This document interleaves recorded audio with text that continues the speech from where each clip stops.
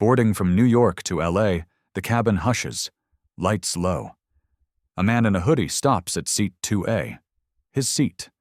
A Platinum member won't move. An attendant asks him to be flexible. Side eyes ripple, phones rise, a journalist leans in, a live stream detonates. Then the twist. The man everyone assumes doesn't belong opens a secret airline ops app and freezes the flight. In one breath, a routine departure becomes a showdown about status, bias, and power. Buckle up. This isn't a travel mishap. It's the night a quiet passenger exposes a system and rewrites the rules at 30,000 feet. Daniel Carter reached the mouth of the jet bridge and tasted recirculated air and old coffee. The carpet inside the cabin gave a little under his sneakers, cushioning the ache in his legs. First class glowed with the soft amber of reading lights and the hush of money. He slid his boarding pass between two fingers like a talisman. Pinnacle Airways, Flight 1847, Seat 2A. 2 rows in, a blonde woman in a quilted jacket and pearls had arranged herself in 2A like a flag planted on high ground. The window shade was cracked open. The wing shone under the sodium lamps. Her handbag, a monogram the size of a billboard, occupied the empty seat beside her and spilled onto the floor with shopping bags. Daniel stopped, reading the number on the bulkhead. He smiled. The way you do when the machine will surely click into place once the right gesture is made. "Excuse me," he said, voice low, even. "I think there's been a mix-up. This is my seat." She didn't look up. Her thumb glided across listings on a phone screen, mansions with gatehouses and cantilevered pools. She was the kind of person who read square footage the way other people read weather. He tried again. 2A is printed on my pass. Blue eyes lifted, took him in, set him down. Her gaze moved over hoodie, jeans, the stealth-branded sneakers, the travel-worn backpack. There was a microscopic flinch, a muscle behind her smile. "I'm sure we can work something out," she said. "I requested a left-side window. I'm a Pinnacle Platinum. They'll find you another seat." "Ma'am," he said, because the word did its work even when it tasted mild on the tongue. He kept the pass visible, the little rectangle that announced rights in a system designed to reduce people to rows and columns. "This is my assignment." Her eyes flicked to it in a cursory way, as if reading the price tag on a sweater she had no intention of buying. "Mistakes happen. Take it up with the attendant." Behind Daniel, a queue stalled and quieted. A cough, the clip of a roller bag, the intentional gaze into the middle distance of people who wanted to get home and did not want to become a story. Daniel let the breath run out slowly. He'd flown for 20 years in suits and in shoes that pinched. Tonight he'd chosen soft clothes that didn't make his shoulders tighten. Comfort was not contraband. "It'll be easier if you check your boarding pass," he said, keeping the smile, because smiles made strangers feel safe. The pearled woman, Olivia Warren, he would learn, laughed once, a precise sound with a diamond's edge. "Sweetheart, I've flown Pinnacle for over a decade. I know how this works." Her gaze swept him again, lingering where his hoodie hid a watch whose weight he felt but didn't need to brandish. "This is first class." The words bounced around the cabin, innocuous syllables fitted over a steel meaning. Daniel felt the familiar heat flood his skin and cool again, a tide he'd trained. He thought of the laptop in his backpack, the contracts, the plans. He thought of Marcus Lee, his assistant, pinging him about the West Coast board meeting. He thought of how a seat could turn into a test in 13 seconds. A chime sounded aft. A flight attendant stepped into the cross aisle. Crisp uniform, hair in a neat twist, posture engineered to hold the piece with a smile. She was mid-20s, maybe early 30s, eyes that took in data before conclusions. Her name badge read, Emily Tran. "Good evening," Emily said. "Is everything okay?" Olivia exhaled relief, as if the cavalry had arrived. There's been a glitch. I'm in 2A. He thinks it's his. Emily's smile pressed thin. She turned to Daniel. May I see your pass, sir? He handed it over. She scanned, matched numbers, 2A and Carter, and the faint crease between her brows deepened. It looks like 2A is assigned to Mr. Carter, she said carefully. Ms. Warren, Olivia said, chin up. Olivia Warren, Platinum. I requested this seat when I booked. Right. Emily's training flickered through her posture. De-escalate, accommodate, board on time. We do have 3C available in first class. Aisle, excellent legroom. Mr. Carter, if you'd be willing… To give up my assigned seat, Daniel said, still mild, still smiling. He knew how to hold a room without raising his voice. He knew when to let the quiet carry the content. Emily's gaze slid from him to Olivia, and back again. It was almost nothing. Just the seconds she spent looking for the path of least resistance. Daniel had seen the math done on him before. The aisle had stopped. People were watching openly now, phones in hands pretending to be idle. 2 rows back, a woman with silver-streaked hair and a press badge clipped to her blazer watched with the focus of someone who'd learned to stay still until the moment a page turns. Maria Torres, it said on the badge. Beside her, a college kid with a backpack bigger than her torso, glossy black hair in a top knot, held her phone at chest level. The red dot glowed. Lily Park typed with one thumb, eyes bright with the charge of an audience gathering in her palm. Mr. Carter, Emily tried again, softer. We just want everyone to be comfortable. Comfort, Olivia repeated, tasting it. Exactly. It'll be easier for everyone if he just… Daniel looked past them at the window. The wing was a clean triangle against the night. He found his own reflection faint in the plexiglass, his mouth a line he refused to let harden. I'd like to sit where I'm assigned, he said. 2A. Olivia's smile thinned into something brittle. Really? When was the last time you flew first class? The line landed where it was thrown. A couple in row 4 turned their heads in tandem. A man in a ball cap made a quiet sound. The phone in Lily's hands tilted fractionally up. Emily drew a breath like a swimmer, anticipating cold. Let me check with the cockpit, she said, and stepped forward. Olivia leaned back, satisfied, then forward in a conspiratorial tilt. You're making a scene, she murmured. People like you always… She stopped, but not soon enough to stuff the phrase back into the dark pocket where it had been sitting. Daniel didn't flinch. The seat numbers were printed in a standard font. His name in a standard font. The extraordinary thing was that the fonts rarely protected the bodies they named. He'd learned how to be calm inside the insult. This is my seat, he said. That's the only thing I'm trying to make. From the cockpit, the muted thud of a door, the rustle of a chart. The boarding music faded to the steady susurrus of HVAC. The taste of metal on the back of Daniel's tongue suggested a storm somewhere west over the river. The plane's nose seemed to turn infinitesimally, a predator adjusting. Emily returned with a man whose shoulders filled the aisle. The epaulets on his shoulders carried 4 bars. The silver in his hair caught the cabin light. Captain William Hayes moved with the clipped economy of someone who had navigated thunderstorms and people on the edge. What's our holdup? The captain asked, voice even, the patient authority you practice to avoid panic by contagion. He looked from Olivia to Daniel to Emily. Sir, Emily said, keeping the tone neutral. Ms. Warren is sitting in 2A. Mr. Carter is assigned 2A. We have 3C available. Olivia took the captain's hand before it was offered. Captain Hayes, she said smoothly, I've been a Pinnacle customer for 12 years. There's obviously been a system error. He's being inflexible. Mr. Carter, Hayes said. Daniel held out his pass without preface. The captain glanced down, up, then past Daniel at the audience the aircraft had become. We all want to get out on time, Hayes said. A pilot's mantra, a plea and a policy. Sometimes a little flexibility. Mine?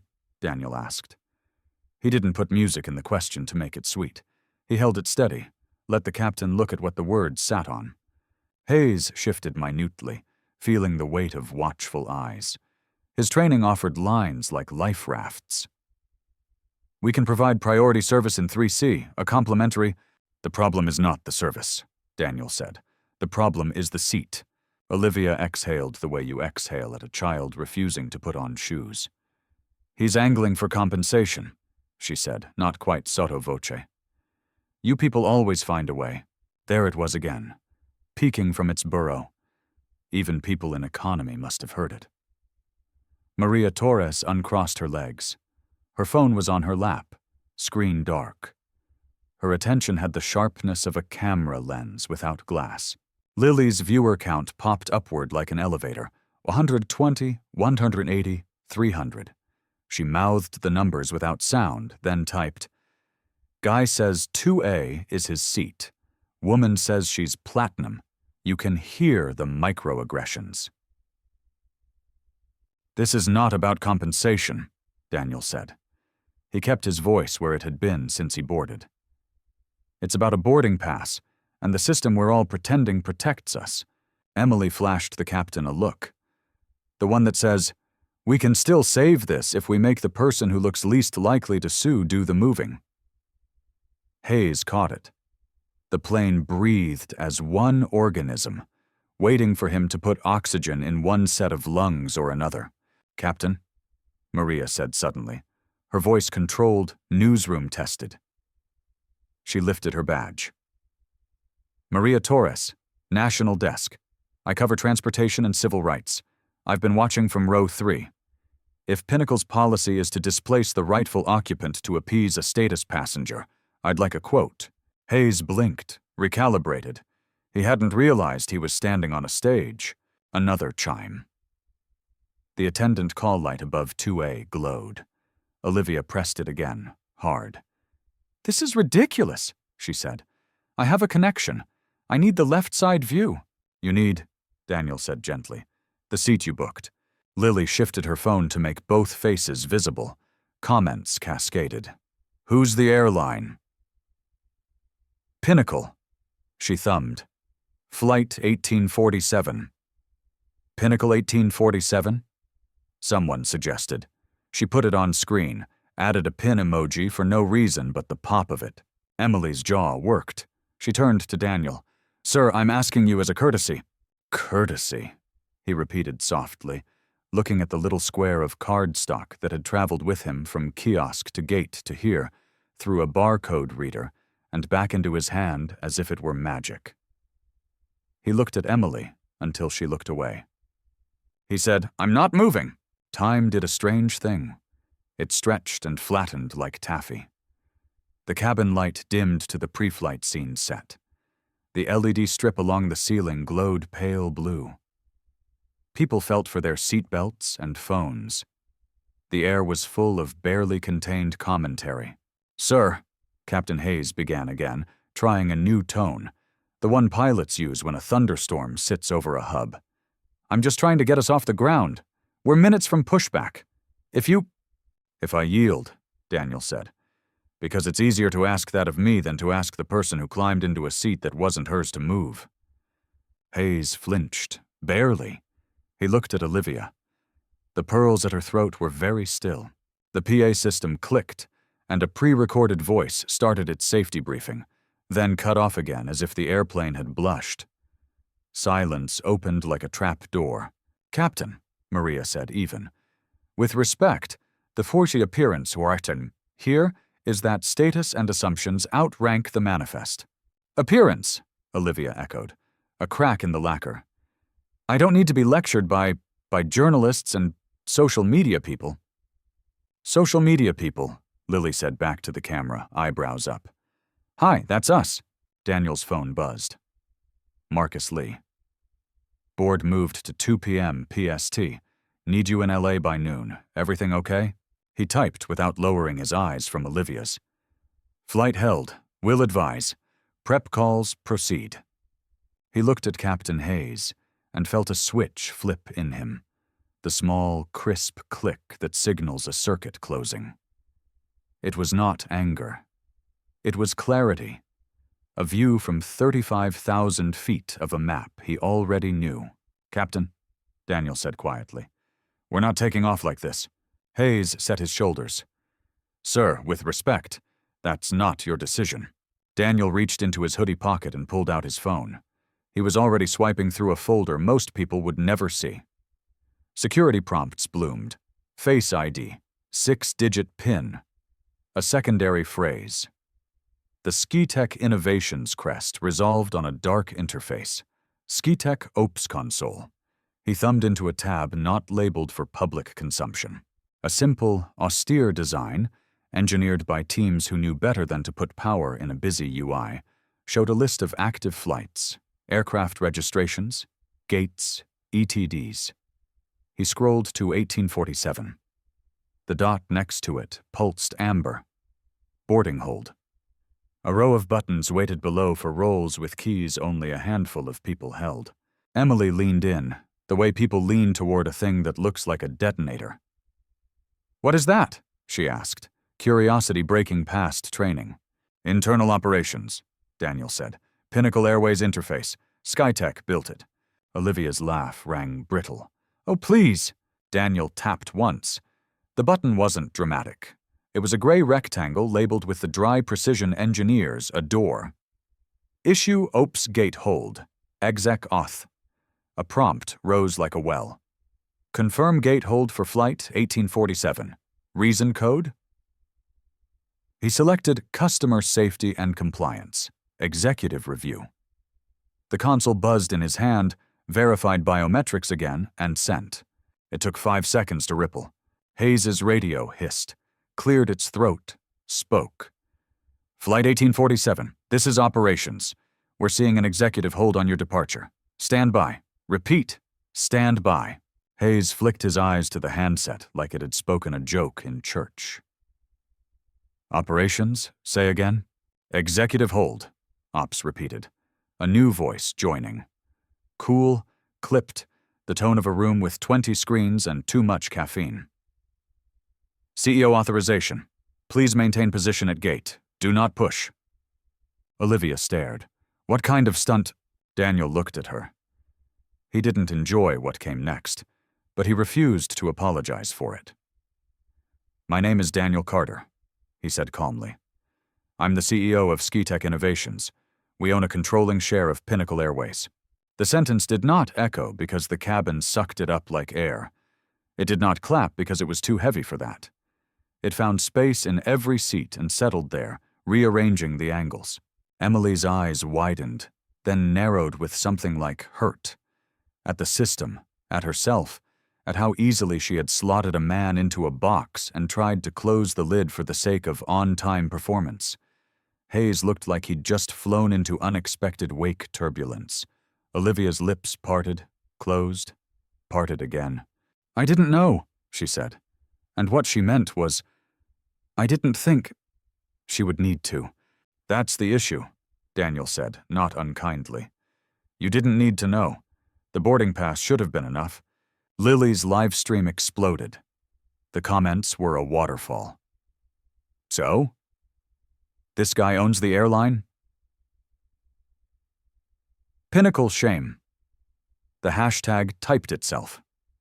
Maria Torres watched the vector of the story shift, not into fairy tale, but into an algebra where power finally balanced the equation. The trick to witnessing is to stay still. Not physically. Bodies have to move.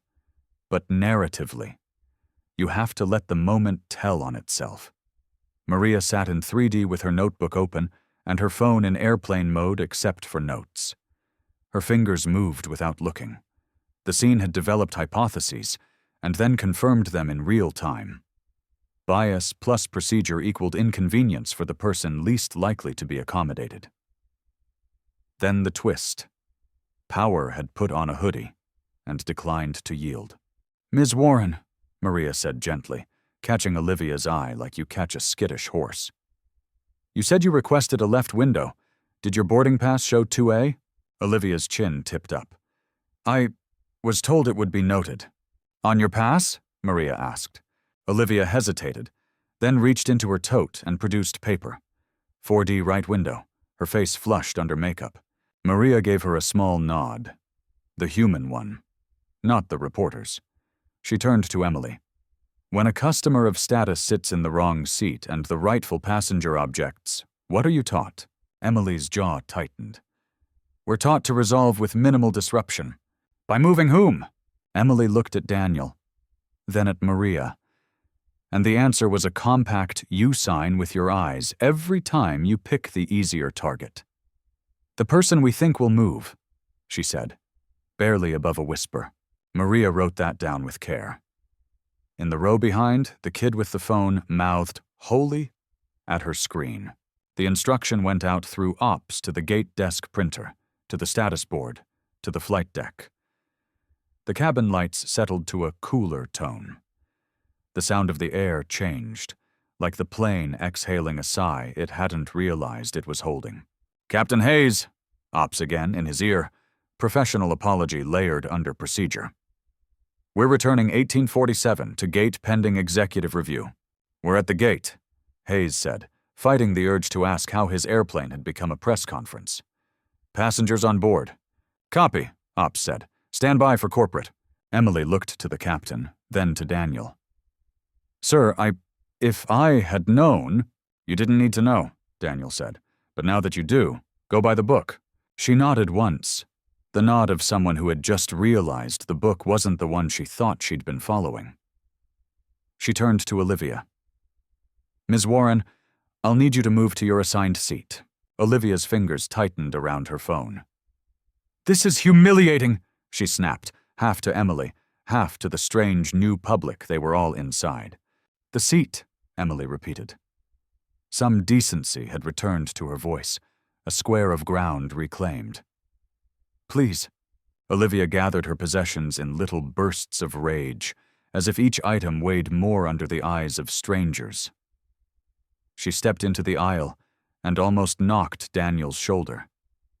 He stepped back, pivoted to let her pass, the way he would for anyone, which made it worse for her. Her perfume trailed, white flowers sharpened with something metallic. She slid into 4D without looking at the man in 4C, who lifted his hands after she sat in the universal gesture of, I'm not part of this. The aisle unclogged. The plane breathed again. Maria watched Emily stand straighter, not redeemed, not yet, but awake. Captain Hayes said into his radio, We're holding. You're trending, Lily whispered to her camera, the comment scroll a storm surge. Pinnacle shame. Seat 2A. Art 1847. Guys, this might actually change something. The door opened with a pressurized sigh. The jet bridge connected to the aircraft like a limb reattaching to a body. The smell of the terminal's pretzels and floor polish reached into the cabin in a thin cable.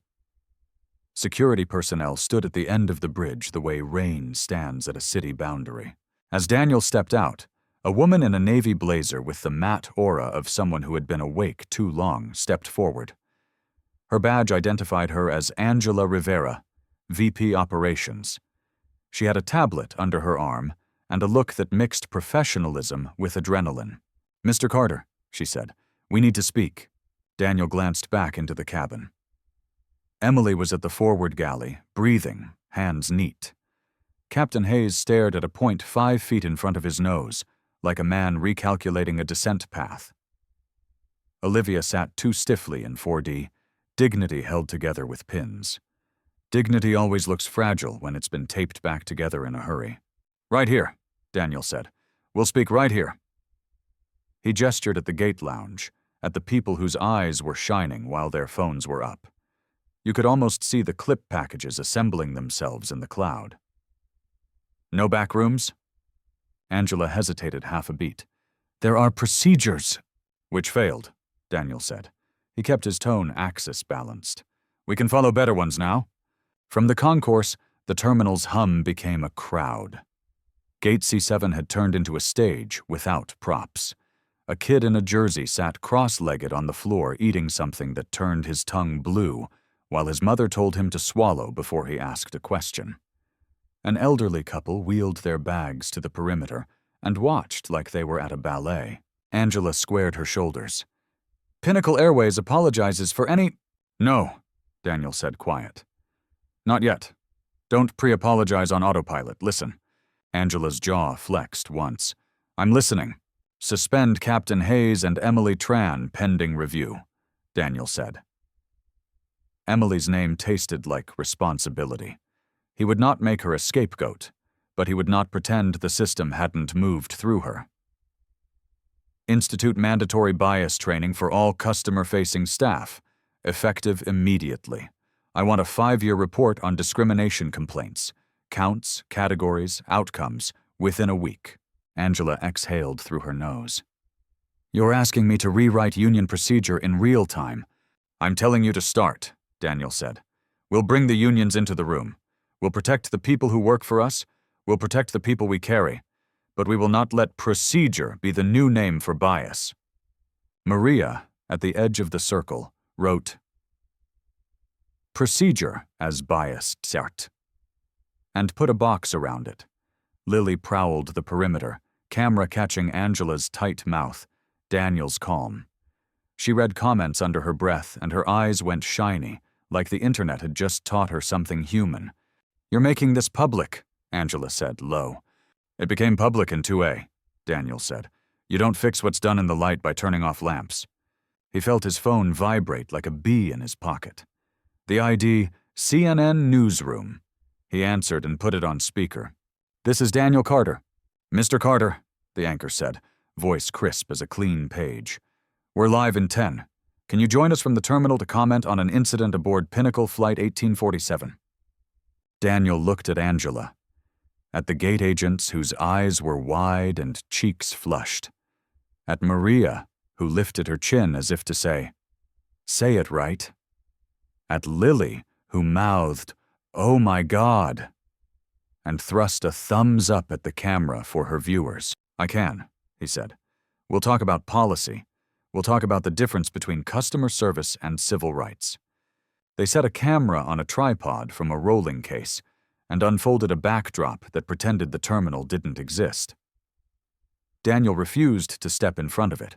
He wanted the departures board behind him, and the line of harried travelers, and the glossy black windows.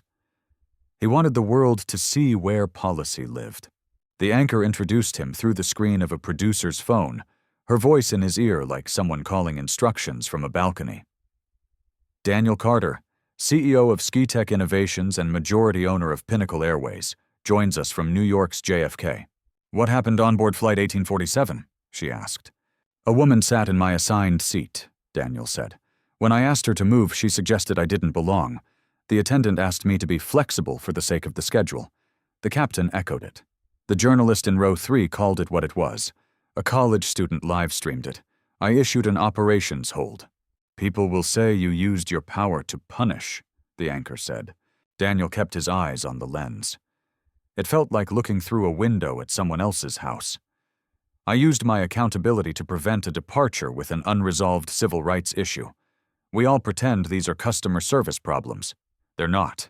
They're policy problems. They're people problems. We can fix them." "How?" the anchor asked, quick, scenting specificity. Daniel held up his phone. It was just a rectangle of glass and circuits, but the console on its face now displayed a new icon he'd had Marcus mock up months ago and never wanted to press. Report and escalate. Bias event. He thumbed into it. "SkyTech runs reservation and passenger systems for over 2/3 of North American carriers," he said. "We'll integrate bias detection and reporting into the core. Every incident escalates to corporate automatically. Every pattern gets flagged. We'll close the loop with deadlines. This won't be a form that disappears." Angela shifted in the corner of his eye. Her mouth had lost color. "Do you have the data to justify this?" the anchor asked. Daniel nodded. He didn't gesture to Marcus. He didn't have to. Marcus had already pushed a packet to his phone, marked Civil Rights. Flight. He opened it. Over the last year, Pinnacle logged 847 complaints that included discrimination keywords. 23 escalated beyond a first response. 0 resulted in policy change. He let it sit there. You could feel the terminal hear it, as if numbers had become weather. The anchor was silent a beat, then, "Mr. Carter, do you see this as a turning point for the industry?" "I see it as an overdue turn," he said. "We're going to make sure the wheel keeps moving."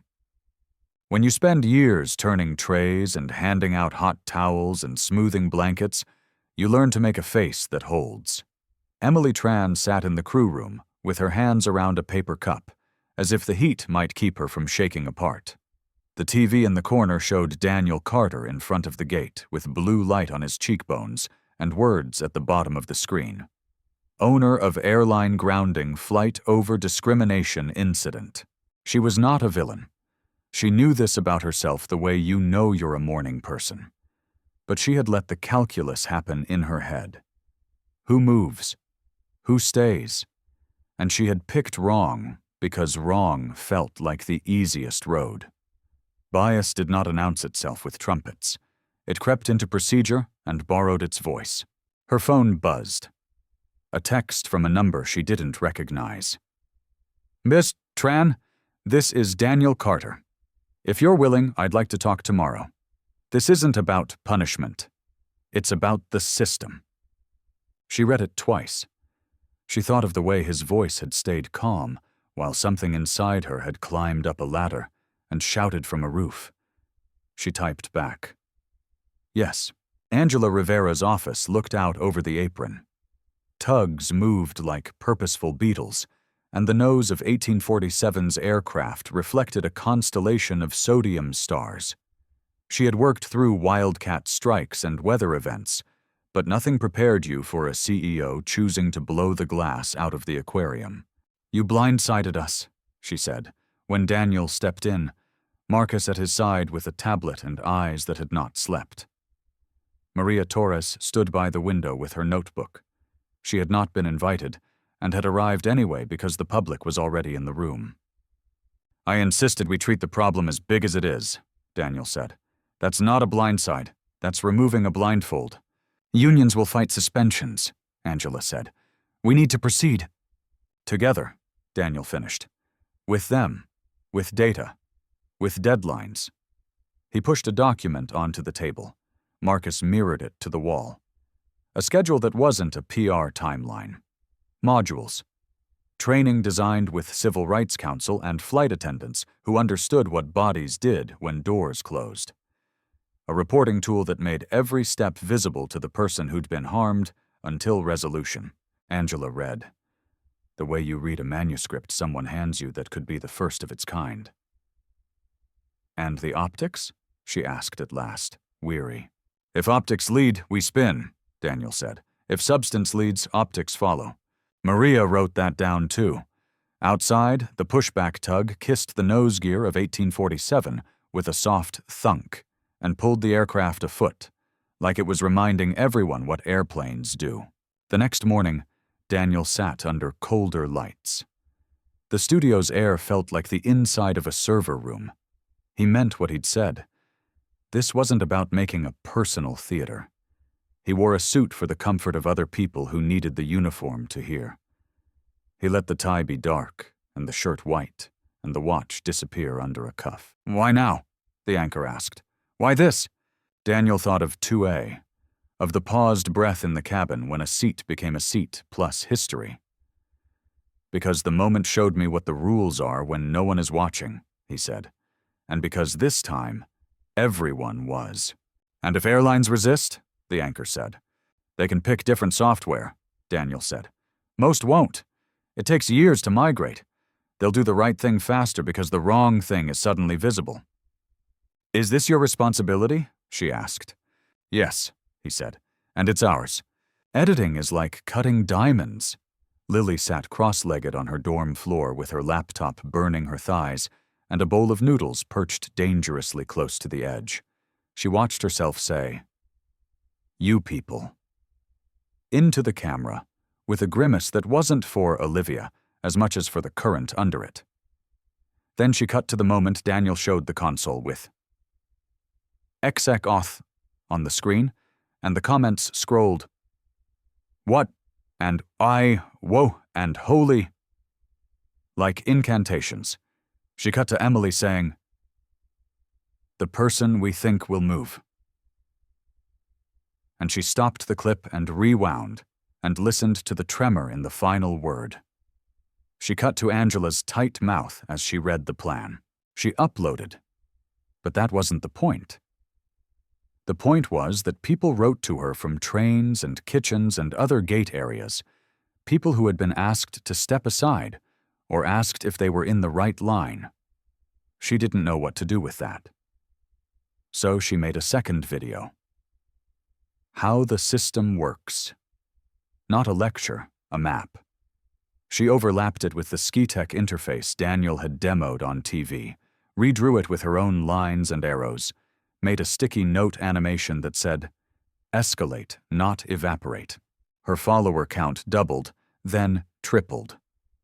Her mother texted, "Proud of you, but eat actual food," with a string of dumpling emojis. Lily sent her a picture of the noodles, and then microwaved them because they'd gone cold. It wasn't overnight. Nothing turns that fast without spilling something. There were memos and meetings where attorneys spoke exclusively in caveats, and flight attendants rolled their eyes, and then nodded because the data on the screen was not a lecture, but a mirror. There were union sessions where people banged their palms on tables and then signed because the alternative was to pretend old policy hadn't been killing people by inches. There were calls with other airlines that started with, "We're considering," and ended with, "We'll sign." Emily spent 2 days with a trainer who'd worked ER triage.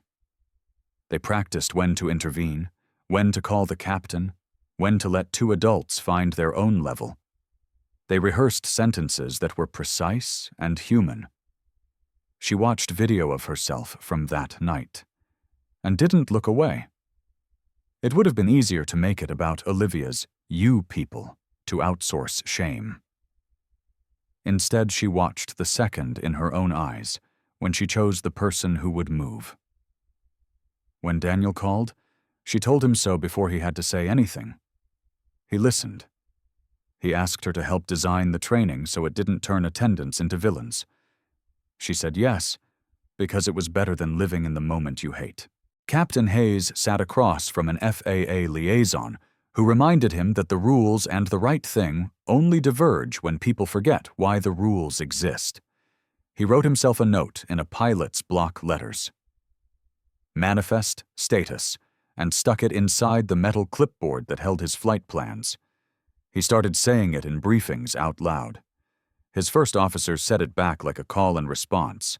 Angela stayed an hour later most nights reading receipts. The report came back ugly. Categories that made you feel the numbers weren't big enough to hold the stories. She built a dashboard that didn't roll anything up until you could click down to the complaint and hear the person's words. When the board asked, "How long until this stops?" She said, "Never, because people don't stop being people." But she said, "We can keep it rare." And meant it. Maria won an award that surprised her because awards always did. She went to the ceremony and wore a dress that made her feel like she had armor. She thanked the sources who hadn't asked to be sources. She thanked a student with a phone. She wrote once more about Seat 2A, and then stopped writing about it, and wrote about what happened in Newark and in Dallas and on a commuter line in Boston, because the point wasn't to canonize one flight. Marcus built the tools faster than anyone thought you could. He looked at code at 3 in the morning, added comments that were full sentences with subjects and verbs. He went home to sleep and woke to a text from Daniel that said, "Good without punctuation," and felt more seen than any emoji could make him feel. Lily made a short film that played at a small festival and then at a bigger one. She stood in front of a screen and said, The moment that changed everything was an app button, yes, but also a man deciding to put skin in the game. Her voice shook and then steadied. People clapped and then they stopped because clapping is the easy part. Sophia Morales, a junior with a double major to make career counselors inhale sharply, took an internship at Skitech's Civil Rights Lab. She wrote a spec called Dito Bias in Queuing that proposed signage changes and queue design that didn't sort people as sharply. Dr. Karen Lewis visited twice a week with a legal pad and a smile that could cut steel. She annotated Sophia's paper in green pen and wrote, Jurisprudence meets Waitomine, in the margin, with 3 stars. 2 years later, the first-class cabin had the same soft light, the same hum of filtered air. It always would.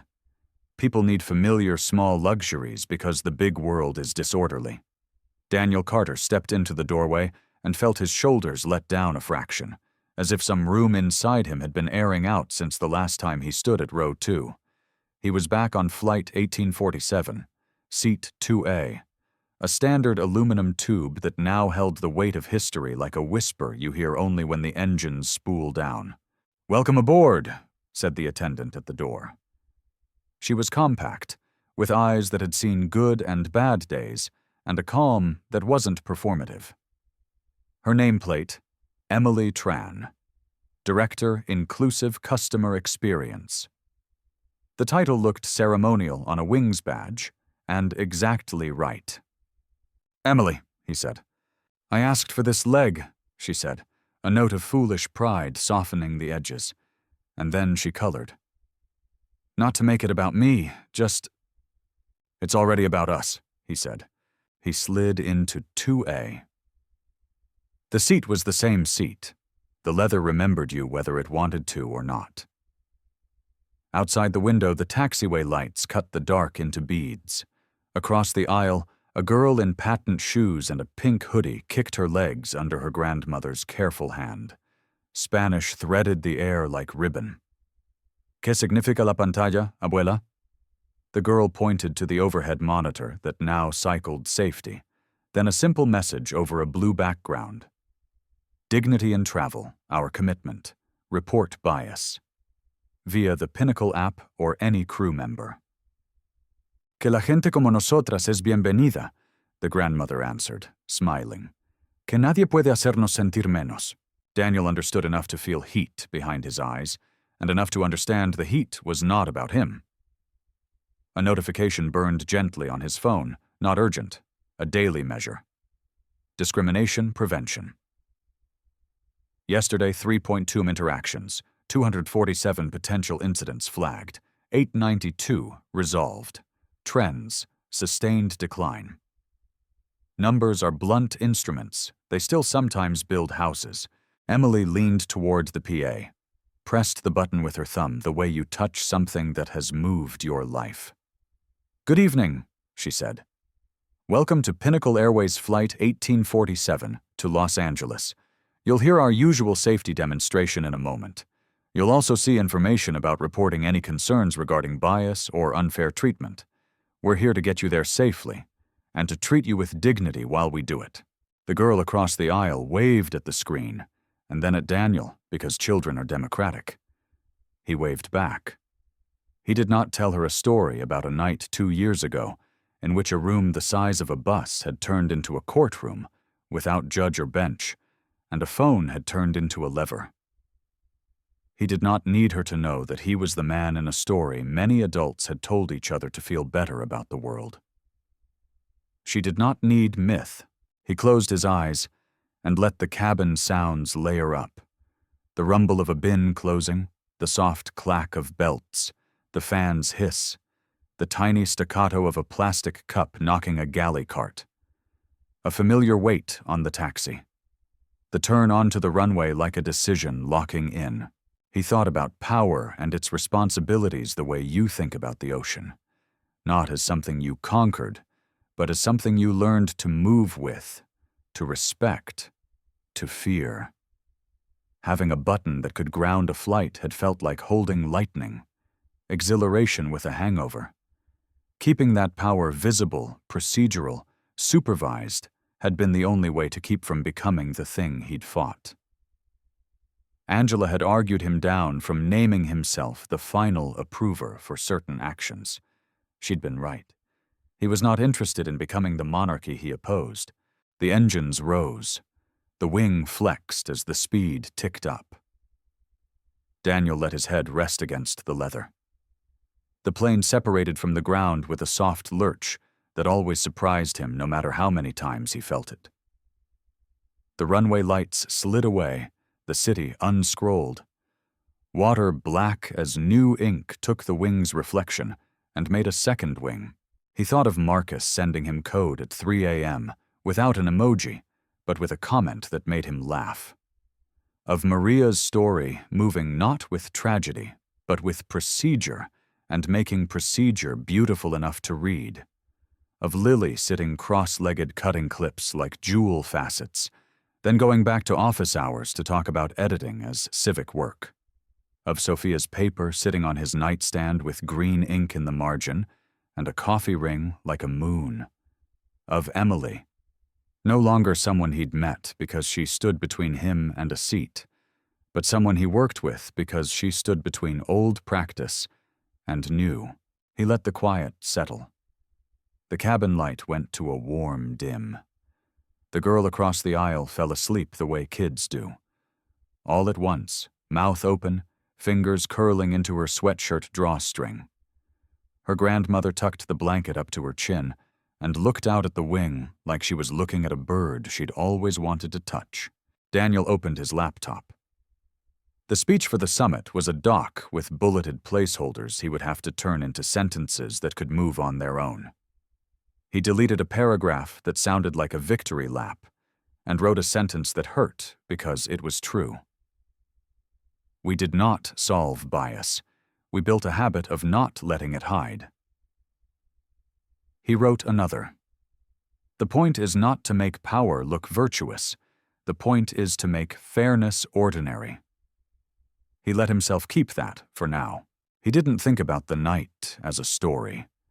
He thought about it as a floor you lay one plank at a time so a child can walk without stepping between them. He thought, briefly, of Olivia Warren, and hoped she had found a less brittle material to build herself out of, hoped she could walk that floor too. He had refused to make her a symbol because people are terrible symbols, too messy, too alive. Systems make better villains. They make better victories too. The plane tilted, banking into its airway. The wing outside his window lifted like a shrug that can start a dance. Somewhere behind him, someone ordered black coffee, and someone else ordered a ginger ale because it calmed their stomach, and two men made space for each other at the lavatory door without saying anything about it, and a woman in row 5 pulled a knit cap over her eyes and slept through the climb. Daniel Carter looked out into the night that planes carve into neat lanes and felt not triumph, not relief, but an evenness like a level finding center. The future was work. It would be made in gate lounges and conference rooms and crew briefings, and in second-grade classrooms where a teacher would take attendance without making the same kids justify their names every morning, and in clinics where receptionists would ask a question once instead of twice to the same man, and in apartments where landlords would read applications without translating last names into rent risk. Light winked on the wingtip. The plane moved forward, and the world, messy, human, never solved, moved with it. He closed his laptop and let his hand rest flat on it as if holding down a map so the drafts wouldn't flip it. He breathed in and out the thin, reused air, and it smelled like something new anyway. There was no music, no title card, just a machine in motion pointed at morning. If this story made your heart race or made you pause, don't let it end at the gate. Hit like to boost stories that push for fairness. Share this video with someone who flies, someone who serves, someone who makes the rules. Drop your own experiences in the comments, the moments you stood your ground, or the times a small policy made a big difference. And subscribe for more cinematic, true-to-life narratives where character meets consequence and quiet choices spark loud change. Every click helps this message reach the next cabin, the next boardroom, the next person deciding what's appropriate. Let's keep building a community that values dignity in motion, on planes, in lines, at work, everywhere. Thanks for watching. I'll see you on the next flight. Until then, travel fair and fearless.